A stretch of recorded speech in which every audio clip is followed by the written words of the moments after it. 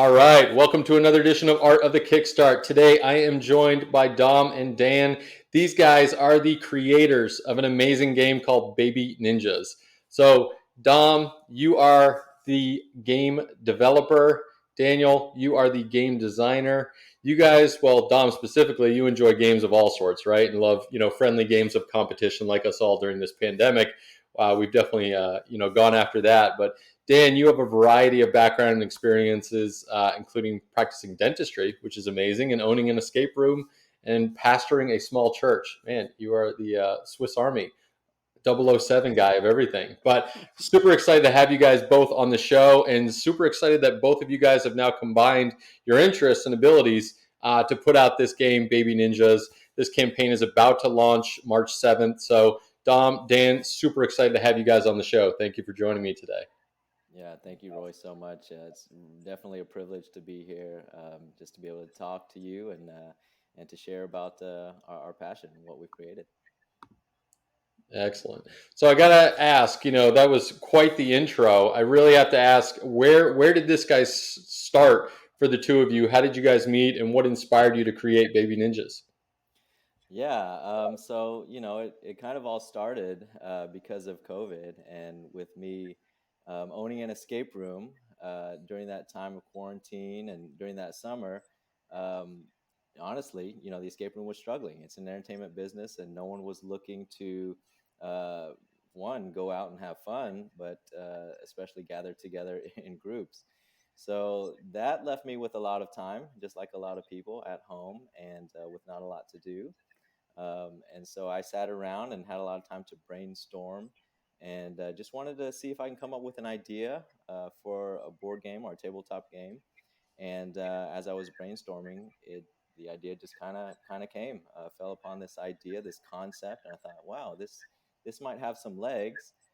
So we wanted to play test it. We wanted to um, really see what it would look like. Because in my head, the idea sounded fun and it sounded good. A couple of my inspirations actually was One Night Ultimate Werewolf. I don't know if you've had the chance to play or if any of our viewers have had a chance to play, but I like the aspect of kind of trying to figure out who's the werewolf and who's not, and everyone kind of has this hidden identity.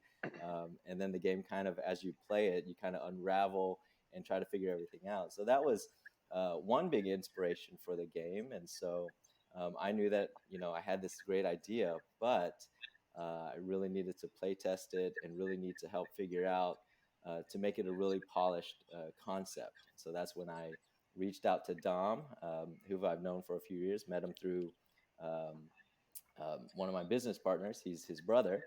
And so that's when we said, hey, like this idea might have some legs. Let's throw it out there. Draw some. We actually bought some blank cards off of eBay and just started scribbling on these blank cards to see if our game, how it played, it was any fun. So we did that, and just one step led to another, and then we got the theme, and um, so yeah, it could just kind of snowballed from there. And then we thought, wow, like people are having a lot of fun, and this is great. So let's roll with it. Let's see what we can do, and maybe see if we can get some crowdfunding to see this actually become a real game, because we'd love to get it in people's hands. Yeah. Absolutely. So, in talking about the game, I guess as if I've never heard it before, and obviously nobody's played it yet, what was the process of going through in terms of creating it, and the inspiration, in terms of the focus on this specific topic? Yeah. So I am a gamer myself, not just with board games and card games, but I also enjoy video games even. And one thing that as I've always really enjoyed Nintendo games, like specifically from Nintendo as a company. And I know that one of their philosophies is to start with gameplay. So that's what they want to emphasize, is that when you play their games, they want to make sure that the game is fun to play first before they worry about how well it looks, before they worry about the theme of the game, before they worry about story or plot, all of that. They're like gameplay first. And so looking at that we kind of saw that as, hey, that's a good foundation. is let's make this gameplay first. And so there was this idea of, playing hot potato with cards. And that was the basic, at its very core, that's the basic element of this game, is that you've got this envelope and this token inside this envelope that you're not sure if it's a good token or a bad token. In this case, a clean baby ninja or a dirty baby ninja with a dirty diaper. And you've got to figure that out. And once you figure that out, you've got to make sure that you're holding on to the clean baby at the end of the round. And so that's the gist of it. And we wanted to make sure, even before we had the theme, that the game was fun to play. And so actually, when we play tested, we didn't even mention the theme at all. We didn't tell people, hey, this is the theme we're thinking about. We didn't. Um, it's funny because when we scribbled on the cards, we wanted to make it look kind of, in a sense, not look nice. Sure. And so the point was that so that when people played, they weren't drawn to the aesthetic at all. They didn't know what the theme was, and could they still have fun playing the game when it's just bare bones. And we found that, yeah, they could. And so we thought, okay, well, this is great. This is great to build on. So I've got to ask: Are either of you guys dads? Is this where the impetus of the dirty baby diaper came into play? Yes, absolutely. So that would be me. That would be me. I would be. So during quarantine, my wife and I, we had two kids at the time, a boy and a girl. So, and we had a family of four. It felt perfect. Son was 8, daughter is 7 years old. We thought, man, this is good. Like, we've been parents for a while, several years now.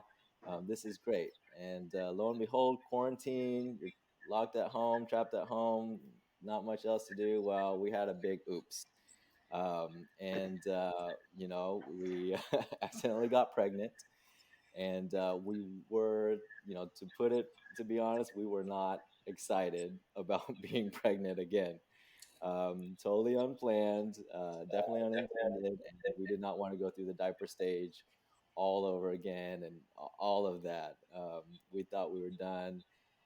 And so that actually played into the theme quite a bit, because after we landed on this concept, this idea, obviously in my mind, I'm thinking, man, baby, baby, baby's coming. And so that was constantly, and somehow, hot potato just kind of translated really well to hot potato.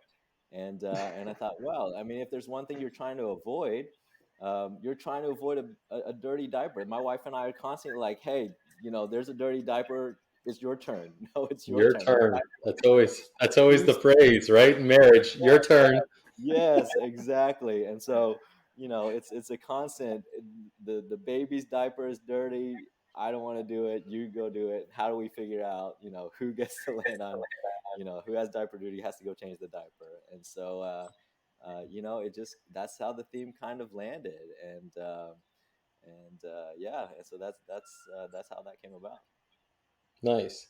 So in terms of the creation, you mentioned kind of the ugliness of the cards initially and not kind of preempting the folks that were playing the game early on, I think is a great marketing nugget all on its own in terms of, hey, here's the raw and dirty game, item, prototype, whatever it may be. Have an experience with it, like you said, Dan, in terms of the Nintendo experience, and then just seeing kind of how it plays out and how they react to it. What did that process go in terms of, again, just giving a down and dirty version and then the iterations of change to get it to the final design that it's at today? Um, yeah, so like Dan said, the first iteration was scribbled down notes on some blank cards, and we really wanted to focus on gameplay, seeing how people, you know, enjoy the game like that. But it was definitely tough, handing a deck with a bunch of scribbles on it to people and saying, "Hey, like, let's have fun with this." They're kind of like, "What is this? How's it gonna go?" Um, but I was, I was telling my friends, "Hey, we got to sit down. You guys got to play this game with me and my family." And it was like, you're halfway through the round and you start to see the smirk on people's face when they realize, okay, I see what's going on here. I see the deception that's going on and how you're switching diaper tokens trying to deceive your neighbor and pass cards. And so the gameplay started to go smooth once people kind of got into it. It was definitely a bumpy ride. It took us a long time to get where we are now, in terms of how many cards are going to be in the deck to make things flow, how many players can play. There's a lot of questions that you don't really think about having to answer until you get in there and just start play testing. And so we would make a bunch of iterations and then go and test again and try to get feedback from people. And so we were constantly having updated spreadsheets of, all right, how many of this kind of card is there? Okay, does that make it too easy? Does that make it too hard?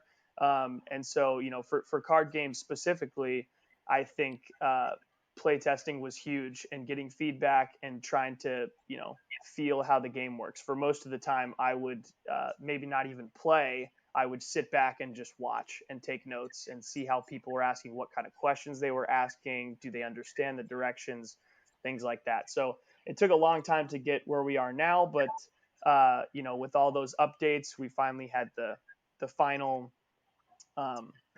card count and all of our specifications. And so we're like, okay, it's time to make a nice prototype and incorporate this theme.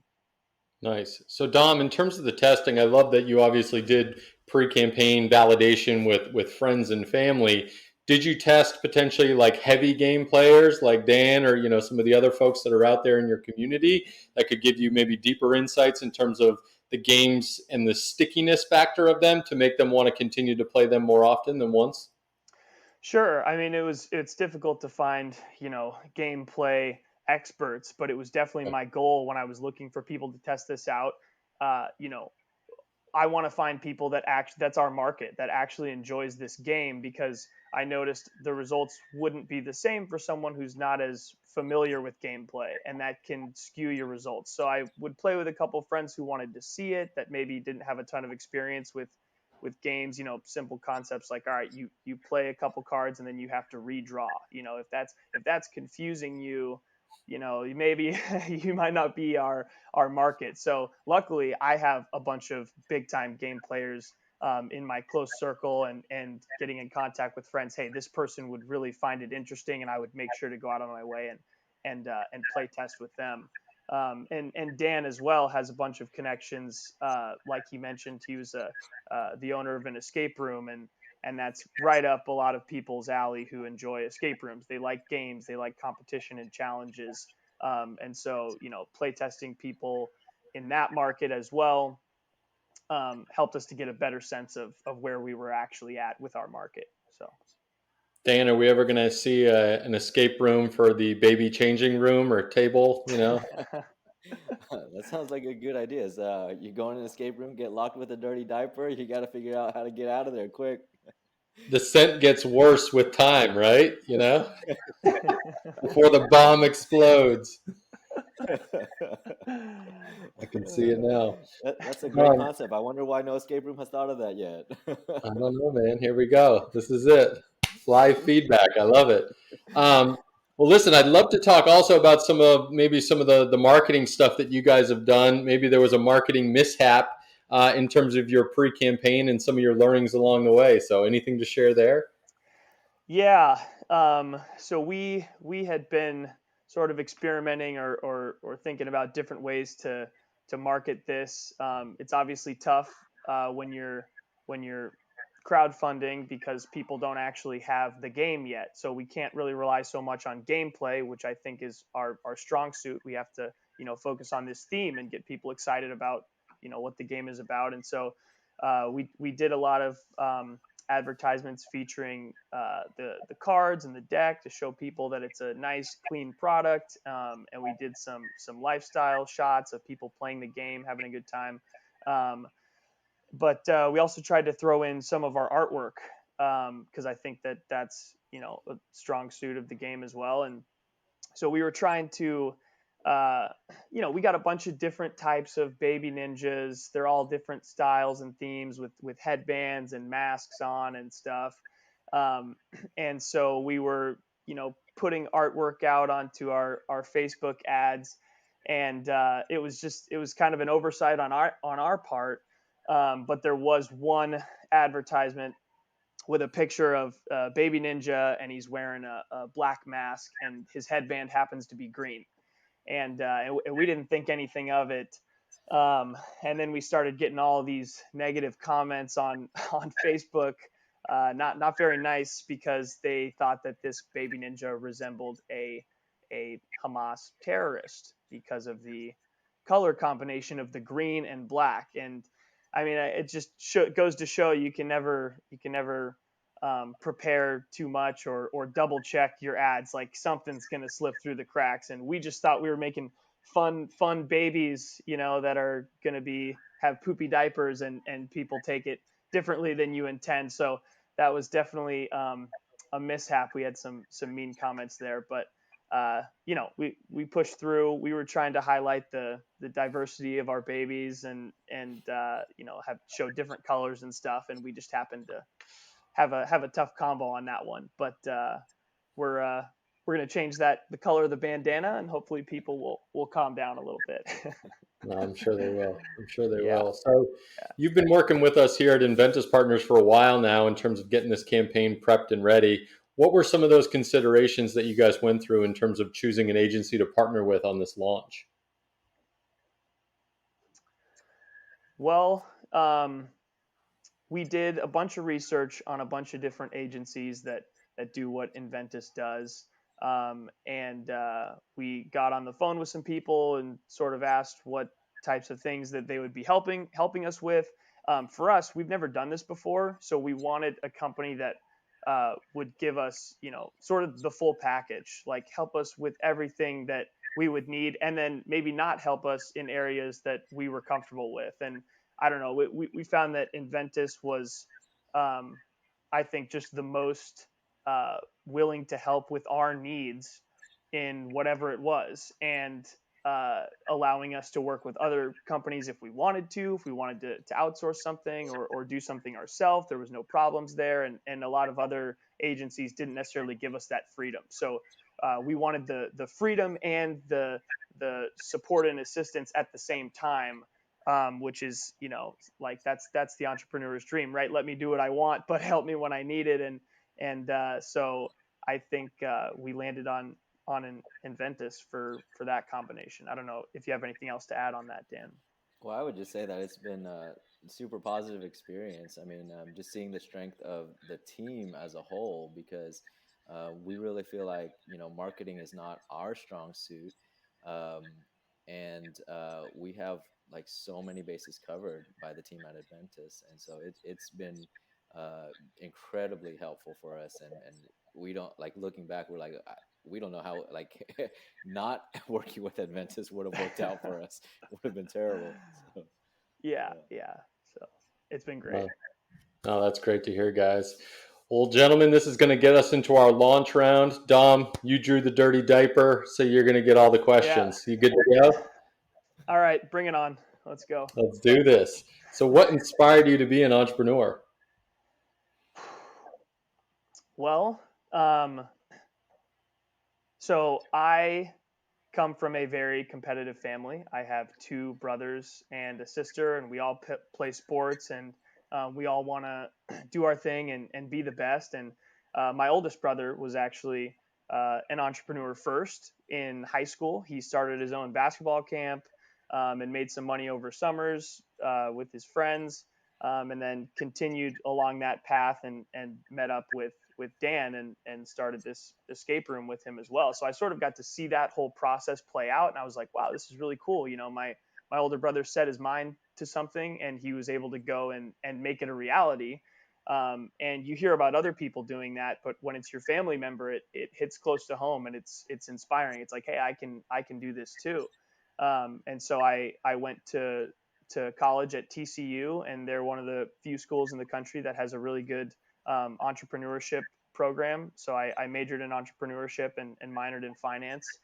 And so it was sort of always my goal to do something like that. I ran a volleyball camp myself in high school, and was able to do that over summers. So I would say that was my inspiration. Nice. So if you could meet up with any entrepreneur throughout history and potentially play baby ninjas with them, who would it be? when you open the door to history, there's so many options. It's hard to pick one.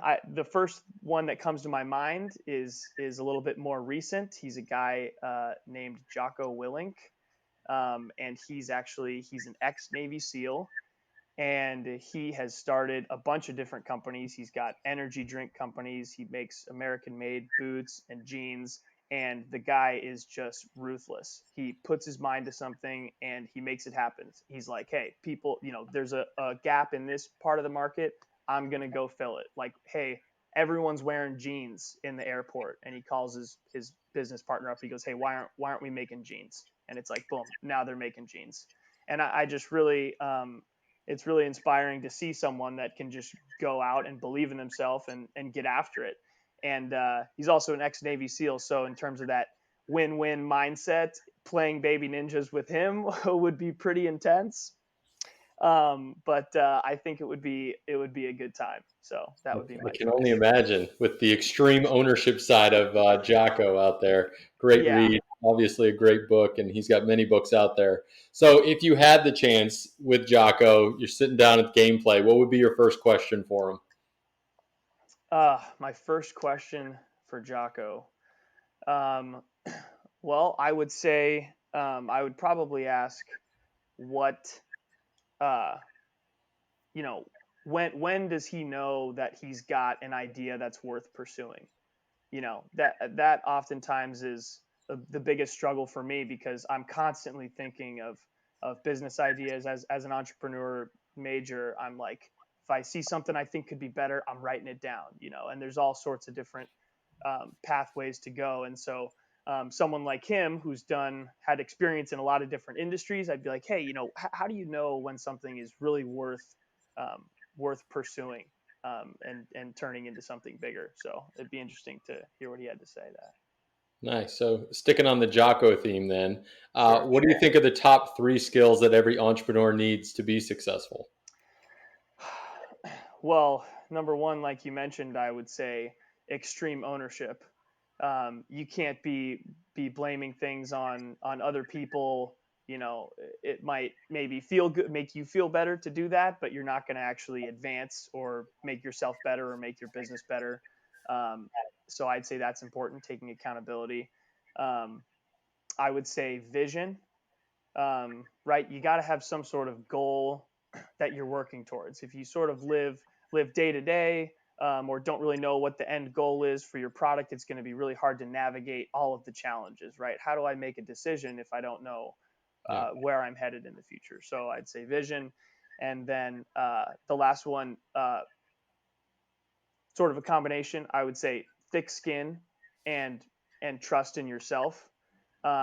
When you're getting a lot of feedback from people, there's going to be good feedback and bad feedback, and everyone wants to give you advice and tell you what's wrong. And how do you sift through that? Right? You got to have thick skin, to maybe glance off some of the negative things, but use it constructively. But at the end of the day, you got to trust yourself to make decisions. Hey, I think this is the right idea, because a lot of the best ideas throughout history were shot down right out the gate. And so you got to have water off the duck and keep moving. Absolutely. So what's one invention that's made your life easier during this pandemic? Uh, One invention that's made my life easier. Um, well, I would say uh, Microsoft Teams. There you go. I Technology. Yeah, technology. Seriously, I've got another job. I work in finance, and so I've been working remote for the last year and a half, and I don't know what my job would be like if I wasn't able to, get on a phone, a video chat, share my screen. I mean, geez, whoever invented the screen sharing aspect is a genius. It really has allowed work to be more efficient and effective remote. Um, and so that's made my life a lot easier. Nice. Well, Dom, this is the last question, and I know the campaign hasn't launched yet as we record this, but I'm interested to hear your take on what does the future of crowdfunding look like? What does the future of crowdfunding look like? Well, it's getting, I think it's getting more and more popular.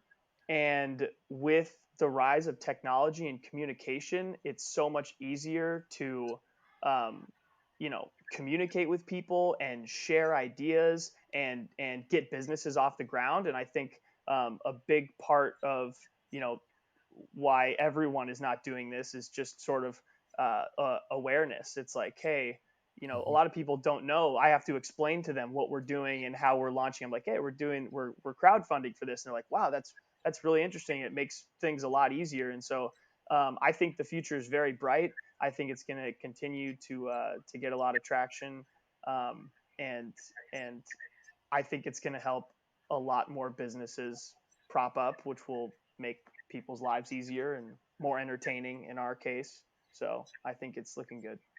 Awesome. Well, Dom, thank you for the launch round. Dan, you've been Sure. quiet, so this is your opportunity to give our audience your pitch. Tell people what you're all about, where they should go, and why they should check out Baby Ninjas. Yeah, absolutely. Thank you. We're just excited that we had landed on an idea and we haven't been able to develop it. And it's been a fun journey, a great process. And we've seen people have a lot of fun along the way. We ourselves have had fun. And we want to share that. We want to share that with, we know that there's a lot of people out there who would enjoy this game, whether they are hardcore board game enthusiasts or even kids at home with their family, because even my own kids love playing this game. They want to play it more than I do. so we're launching, our Kickstarter is launching on March 7th. You can find out more information by going to babyninjas.com or simply go to Kickstarter and look up Baby Ninjas. Awesome. Well, Dan and Dominic, thank you so much for joining me today. Audience, thanks again for tuning in. Make sure to visit artofthekickstart.com for the notes, the transcript, links to the campaign, and everything else we talked about today. And of course, got to give a shout out to our crowdfunding podcast sponsor, Product Hype. And if you like this episode as much as I did, make sure to leave us a review on iTunes. Dan, Dom, thank you so much for joining us today on Art of the Kickstart. Thanks for having us, Roy. Thank you, Roy. It's been an incredible pleasure. Thank you so much. Of course.